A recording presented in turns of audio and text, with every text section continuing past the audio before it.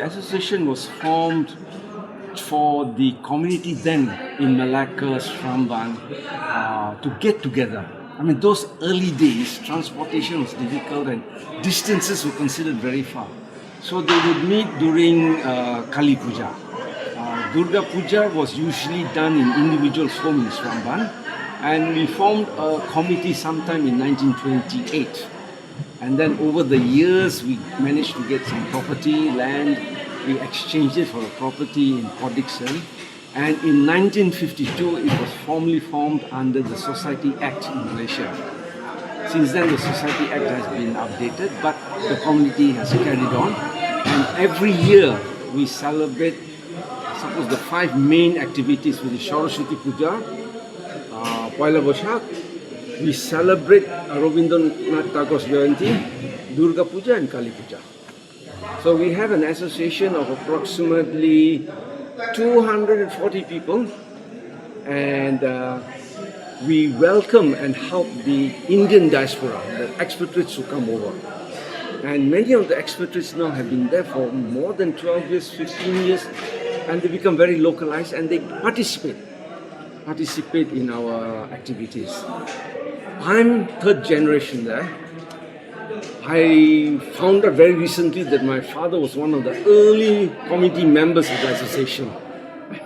And now I am part of the association. I was in and out, and in 2019, I went back in as a treasurer.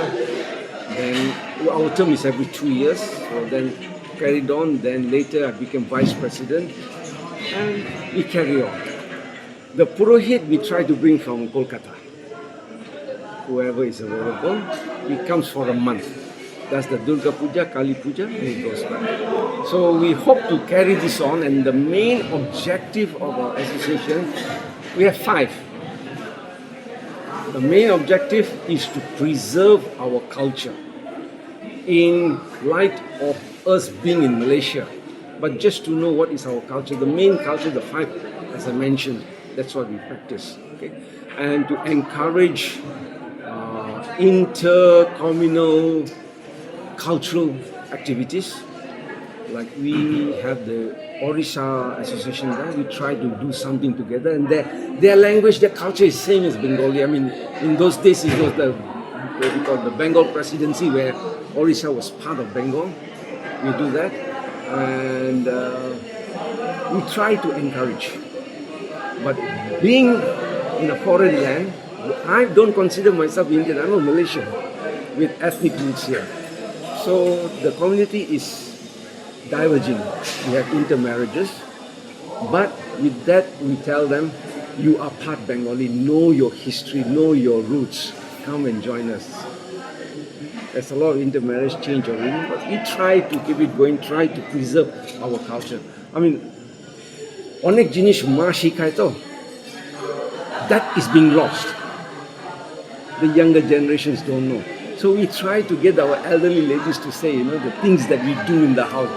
There's a little culture there, the right way of doing things, but it's being lost. But as the children get older, they begin to ask, hey, what's my origin? What is my culture?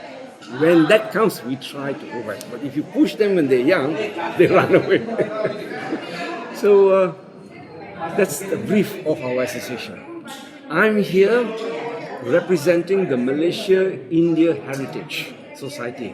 That's a very big group, and it comprises of Malaysians who have studied in India. And it includes non-Indians, all those who have studied. And in that group, we have included a lot of international people who advances history and culture. It's a non-political society. Culture advances peaceful harmony among various communities. So I'm glad to represent. I was hoping to meet up with Sugata Bosch. He is Malaysia-India Heritage Society's advisor. We have appointed him as an advisor on certain cultural aspects. He's very well known. Thank you very much for giving me time to say something.